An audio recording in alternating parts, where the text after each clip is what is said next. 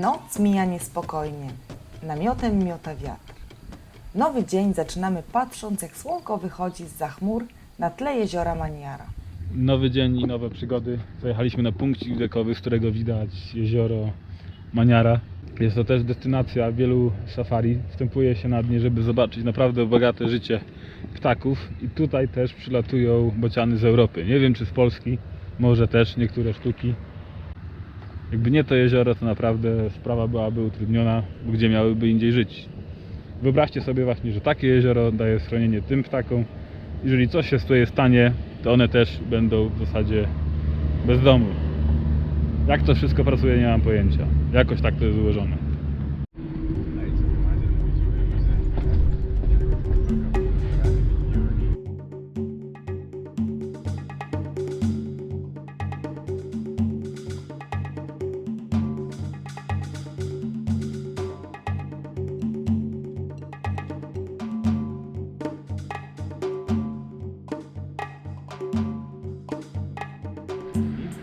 Okej, dzisiaj jedziemy dalej. Dojechaliśmy do granicy terenu Ngorongoro. To jest pozostałość po wulkanie, gdzie jest teraz krater zwany kalderą, w której to odbywa się naprawdę bogate życie zwierząt.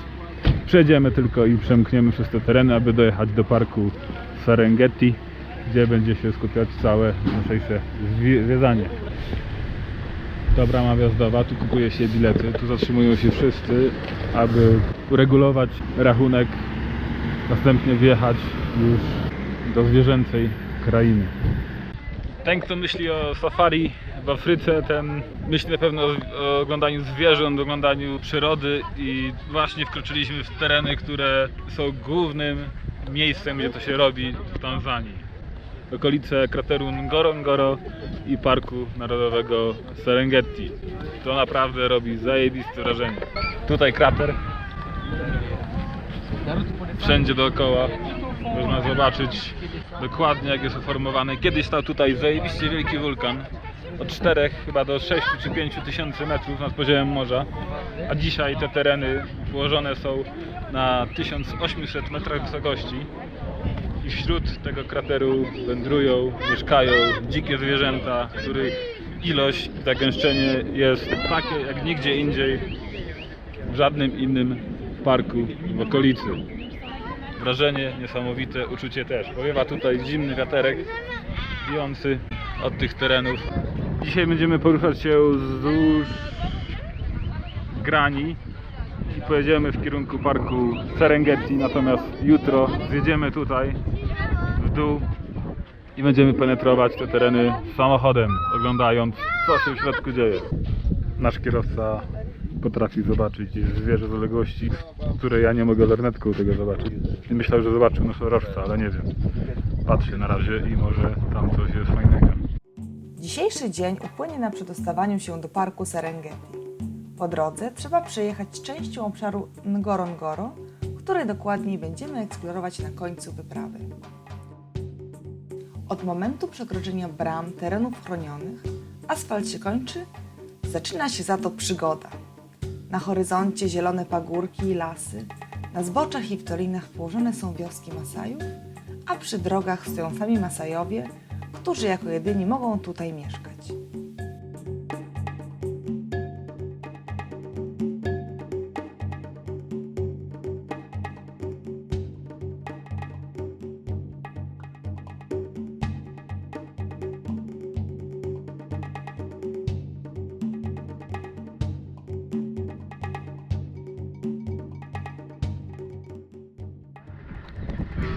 Widzimy tam małpę, to jest pawian, skrywa się w krzakach i zaraz tu chyba idzie do nas. Na czerwono idzie. Podczas podróży nie brakuje też pojedynczych zwierząt oraz całych stad. Trasa łącząca dwa parki jest dla nas jednym z najciekawszych miejsc na wycieczce. A tutaj Wild Beast. Jakaś krowo-koza taka trochę. Polskiej nazwy nie znam, ale ich tutaj są stada ogromne.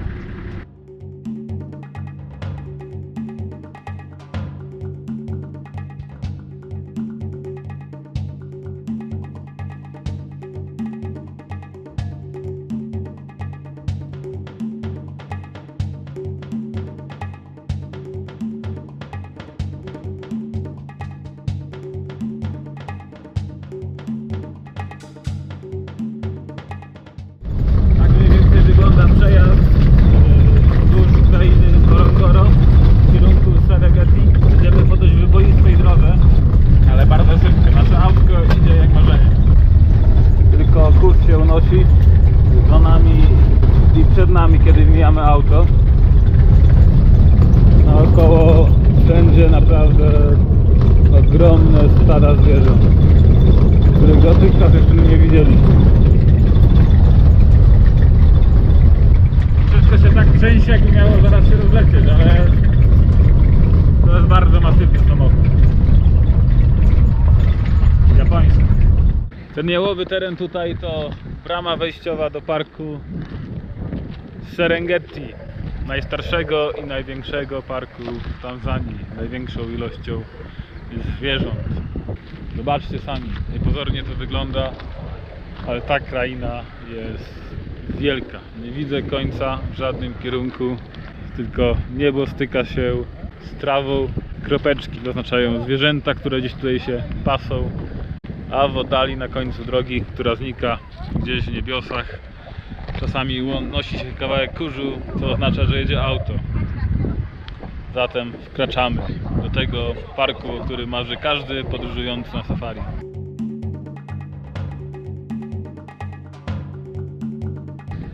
No to zajechaliśmy do bram, gdzie kupuje się bilety do parku. Bilety są ważne przez 24 godziny i wszyscy operatorzy wycieczek chcą tak zrobić, żeby wjechać tutaj mniej więcej po południu i również po południu wyjechać. Czyli główna część jeżdżenia po parku odbywa się wieczorem, po południu pierwszego dnia i bardzo rano wstaje się drugiego dnia, żeby zobaczyć to, co z rana dzieje się tutaj w parku. Rano ponoć najlepsze okazy można tu dojrzeć. Wcinamy znowu obiadek. W zasadzie mogę to jeść nawet i kilka dni. Można napełnić brzuszek do syta, szybko i syto, jednym słowem. Uwaga, uwaga, zamówić można jedzenie zarówno wegetariańskie, jak i nie. Z tym, że to wegetariańskie od tego normalnego różni się tym, na przykład w tym przypadku, że ja mam łódko z kurczaka i frytki, a Ola ma Mam podwójną porcję pysznych frytek. reszta to samo, także to nie jest takim mocnym wegetarianem, niech sobie weźmie normalną porcję i przynajmniej dostanie prawie że to samo. Albo odda swojemu chłopakowi kurczaka. Jak myślicie, co robi największą cenę wycieczki? Safari. Otóż już mówię, cena wejściówki do Parku Narodowego to koszt, myślę, że mniej więcej od 50 do 70 dolarów za osobę za dzień lub dobę. I z tego względu, jadąc na 4-dniowe safari, ta cena jest po prostu proporcjonalna. Druga sprawa to wynajęcie auta, które pali swoje. Nasze auto pali około 20 litrów na 100 km. Jest wielkie. No i jedzie z nami dwójka ludzi oprócz nas, czyli kierowca i pan kucharz. Wszystko na 4 dni. Na cenę safari wpływa wiele czynników, m.in. liczba osób w samochodzie i opcja noclegowa oraz to, czy wliczone w cenę są noclegi przed i po safari oraz transfery pomiędzy lotniskiem a miastem Arusha. Organizację safari zacząłem z 3-miesięcznym wyprzedzeniem. Początkowo zapoznałem się z relacjami ludzi w internecie. Pozwoliło mi to określić, które parki chcę odwiedzić i na co zwrócić uwagę przy rezerwacji. Przy wyborze firmy kierowałem się ceną i opiniami o organizatorze. Wysłałem około 20 zapytań do różnych firm. Najlepsze oferty odkryłem jednak na stronie Safari Bookings. Opcja, którą wybrałem, to 4-dniowa objazdówka po parkach Tarangire, Serengeti oraz Ngorongoro w budżetowej opcji noclegu, czyli w namiotach. Interesował mnie też transport z i na lotnisko. Do wyboru była opcja prywatna oraz grupowa do maksymalnie 6 osób w samochodzie. Ceny zaczynały się od 610 dolarów za osobę za opcję grupową i 880 dolarów za prywatną. Po negocjacjach udało mi się obniżyć cenę do 800 dolarów za osobę za prywatne safari zawierające wszystko, na czym mi zależało. Kontakt odbywał się poprzez e-maile, a po ustaleniu wszystkiego i wpłaceniu 20% zaliczki pozostało mi ogarnianie dalszej części wycieczki, żyjąc w nadziei, że wszystkie ustalenia będą dotrzymane. Tak też się stało. Póki co bardzo podoba mi się podejście w Tanzanii do turystyki i polityki śmieciowej. Jeżeli coś przywieziesz do parku, zabierz to ze sobą. Nie ma tu za bardzo nawet koszy na śmieci i też wszyscy chcą to zabierać. Taka jest polityka. Poza tym przy wjeździe do kraju obowiązuje zasada, że nie wolno przywozić reklamówek, toreb foliowych. Oczywiście tego nikt nie sprawdza, ale wszędzie te napisy się pojawiają i głoszą. Bardzo mają mądre podejście. Przed wyjazdem na safari słyszałem, że firm serwujących tę rozrywkę jest tysiące albo setki. I mogę to potwierdzić. Co widzimy samochód, to w zasadzie inna firma. Wdrapaliśmy się na górę, z której elegancko widać to, co dookoła i co w tym parku. Gdy przypatruje się bardziej, można zobaczyć w zasadzie morze zwierząt. Ale nie ma tu drzew, czyli wszystko jest tak odsłonięte. Natomiast w poprzednim było dużo drzew i część zwierząt po prostu była schowana. Ale też wycieczka jest bardzo dobrze zaaranżowana, gdyż na początku nie dostaje się tego, co najlepsze, tylko po kolei. Wczoraj zaczynaliśmy od pojedynczej zebry widocznej z odległości 200 metrów, a dzisiaj tych zebr pewnie było już setki po drodze. Zaczynamy polowanie na zwierzęta. Co? I od razu lew. Mamy lwa na horyzoncie. Tam w oddali. Zaraz zobaczymy, czy moja kamera go złapie, ale widzę stąd to naprawdę wielkie bydle, jak krowat, trochę niższy. Park Narodowy Serengeti to jedno z najlepszych miejsc do obserwacji lwów, gdyż żyje ich tam ponad 3000, co sprawia, że jest to największa populacja lwów w całej Afryce. Krajobraz Serengeti tworzą niekończące się pola trawy przenikające się z niebieskim niebem. O tej porze roku, podczas pory deszczowej, kraina jest zielona, a za to za kilka miesięcy będzie tu żółto i sucho.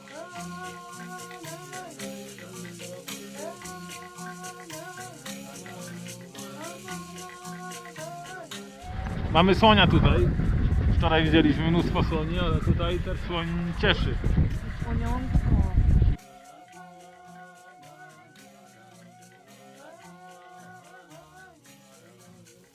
Co jakiś czas pojawia się samotne drzewo lub skalny pagórek. Park Narodowy Serengeti, w którym przebiega ponoć druga największa na świecie migracja zwierząt, to obszar nieco mniejszy od województwa małopolskiego. Początkiem roku zwierzęta przybywają w południowej części parku, gdzie pożywienie jest pod dostatkiem. Dużo młodych zwierząt przychodzi też wtedy na świat. W maju pora deszczowa się kończy, a zwierzęta zaczynają zmierzać na północny zachód w stronę rzek, gdzie zostają do końca czerwca. W lipcu zwierzęta przechodzą rzeki i maszerują do Kenii. W październiku cała ta ekipa wraca z powrotem na południe. Ten cykl powtarza się co roku.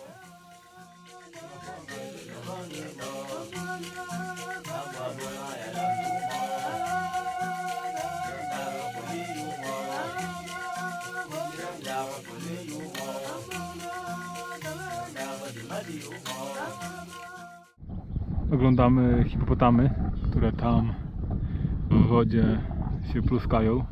Mało kiedy wychodzą, czasami można dostrzec przez lornetkę ich głowę, ale widać tutaj po śladach, które zostawiły, że to naprawdę wielkie zwierzęta.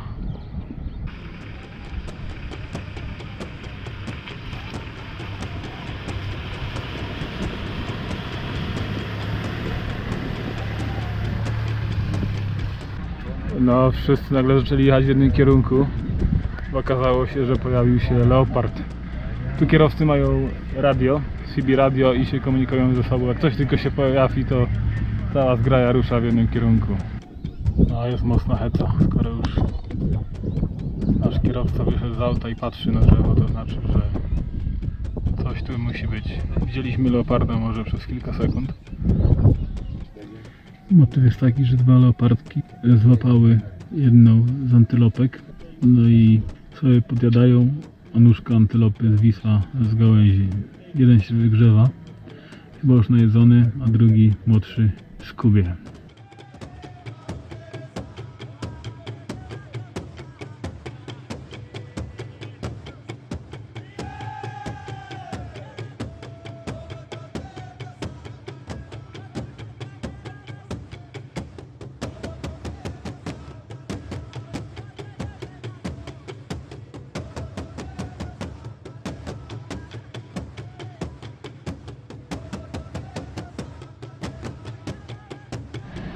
Wjeżdżamy do obozu na drugi nocleg. Tutaj to już takie pole obozowe typowo, bez rozłożonych namiotów uprzednio. Tu każdy przywozi swój sprzęt i swoje jedzonko. Teraz zobaczymy, jak to wygląda. Nie ma za bardzo odgrodzenia od terenu naokoło, ale ładnie pachnie jedzeniem. Wszyscy gotują tutaj kucharze. Tak wygląda obozowy sprzęt. Są nawet krzesełka do siedzenia, eleganckie, jest stolik rozkładany, są już namiot, materace, wszystko co trzeba. I tak będziemy zaraz tutaj robić prawdziwy safarski camping.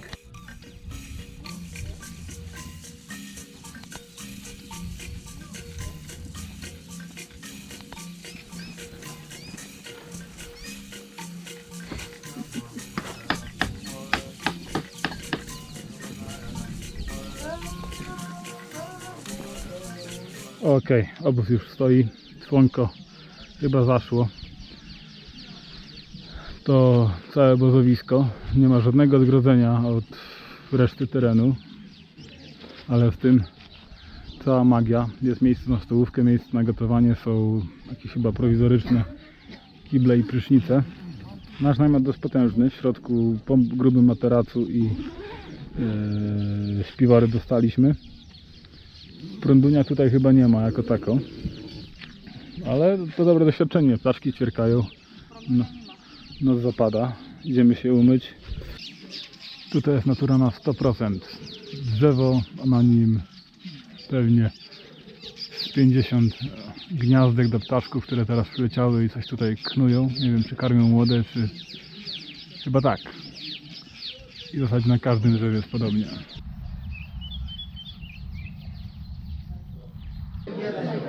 No to dzisiaj wieczorem dla nas gotuje pan kucharz. No i naprawdę wygląda to wyśmienicie. Dostaliśmy teraz zupkę, mamy tutaj popcorn, który jest zawsze dodatkiem, tak był starterem do wszystkiego. Oprócz tego kawka, herbata w termosie, alkohol we własnym zakresie, który wcześniej kupiliśmy. A tutaj cała ekipa też je wszystkie wycieczki.